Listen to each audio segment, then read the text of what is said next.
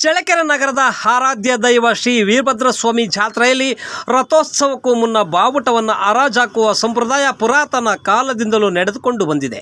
ಅದರಂತೆ ಇಂದು ದೊಡ್ಡ ರಥೋತ್ಸವಕ್ಕೂ ಮುನ್ನ ಮುಕ್ತಿ ಬಾವುಟವನ್ನು ಹರಾಜಾಕಲಾಗಿತ್ತು. ಚಿತ್ರದುರ್ಗ ಜಿಲ್ಲಾ ಸಚಿವ ಡಿ ಸುಧಾಕರ್ 15,55,000ಕ್ಕೆ ಮುಕ್ತಿ ಬಾವುಟವನ್ನು ತಮ್ಮದಾಗಿಸಿಕೊಂಡರು. ಚಳ್ಳಕೆರೆ ನಗರದ ಆರಾಧ್ಯ ದೈವ ಶ್ರೀ ವೀರಭದ್ರಸ್ವಾಮಿ ರಥೋತ್ಸವ ಶ್ರದ್ಧಾ ಭಕ್ತಿಯಿಂದ ಸಂಜೆ ಅಪಾರ ಭಕ್ತರ ಸಮ್ಮುಖದಲ್ಲಿ ನಡೆಯಿತು. ವೀರಭದ್ರಸ್ವಾಮಿಗೆ ಬೃಹತ್ ಹೂವಿನ ಹಾರ, ಬಣ್ಣಗಳ ಬಾವುಟಗಳಿಂದ ಅಲಂಕರಿಸಲ್ಪಟ್ಟಿತ್ತು. ರಥದಲ್ಲಿ ಸ್ವಾಮಿಯನ್ನು ಪ್ರತಿಷ್ಠಾಪಿಸಿ ಪೂಜೆ ಸಲ್ಲಿಸಿದ ನಂತರ ಅಪಾರ ಸಂಖ್ಯೆಯ ಭಕ್ತ ಸಮೂಹ ಸಮ್ಮುಖದಲ್ಲಿ ಉತ್ಸಾಹಕ್ಕೆ ಚಾಲನೆ ನೀಡಲಾಯಿತು.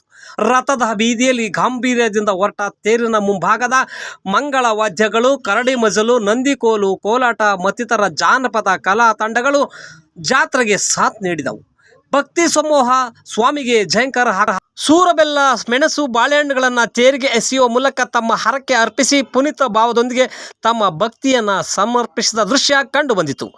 ಜಿಲ್ಲಾ ಉಸ್ತುವಾರಿ ಸಚಿವ ಡಿ ಸುಧಾಕರ್, ಶಾಸಕರಾದ ಟಿ ರಘುಮೂರ್ತಿ, ನಗರಸಭೆ ಅಧ್ಯಕ್ಷೆ ಮಂಜುಳಾ ಆರ್ ಪ್ರಸನ್ನಕುಮಾರ್, ಉಪಾಧ್ಯಕ್ಷೆ ಕವಿತಾ ಬೋರಯ್ಯ ಸೇರಿದಂತೆ ದೇವಸ್ಥಾನದ ಗೌಡರು, ಪೂಜಾರಿಗಳು ಹಾಗೂ ಪರಂತಪ್ಪ ಸೇರಿದಂತೆ ಅಪಾರ ಬಂಧು ಬಳಗ ಭಕ್ತರು ಈ ಜಾತ್ರೆಯಲ್ಲಿ ಭಾಗಿಯಾದರು.